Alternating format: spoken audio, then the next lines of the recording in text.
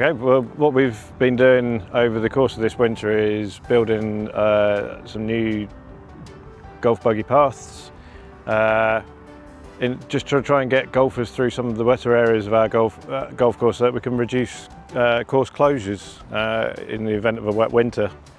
And we chose to go with the paving grids because we wanted to use a loose gravel.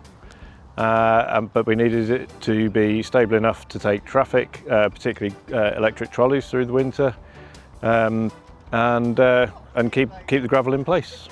Yeah, we had to retrofit some of the paths because we did originally start out using the gravel without the grids, and actually since we put them in, since we added them into the path, we've had a lot of people make very positive comments about the fact that they're now able to get around with their electric trolleys without disappearing into the gravel.